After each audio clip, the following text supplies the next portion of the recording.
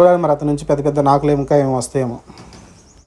మనం ఇంకొక ప్లేయర్ గురించి మాట్లాడుకోవాలి, రియాన్ పరాగ్ అండి. ఎందుకంటే ఇతని గురించి స్పెషల్గా మాట్లాడుకోవాలి. ఎందుకంటే ఈ 2024 ఐపీఎల్ అయితే అతనైతే విజృంభిస్తున్నాడు, మంచి ప్లేయర్గా ఎదుగుతున్నాడు. మరి ఇతన్ని T20 రాడార్లో ఏమైనా ఉన్నాడేమో చూడాలి.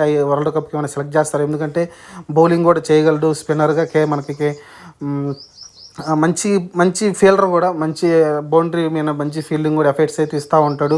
76 పరుగులు చేశాడు. ఇతను కూడా చాలా ఫాస్ట్గా చేశాడు, అది కూడా మంచి ఫాస్ట్గా చేశాడు. 48 బాలల్లోనే 76 పరుగులు చేశాడు. 5 సిక్స్లతోటి 3 4లతోటి అయితే మంచిగా ఆడడం చూసాం.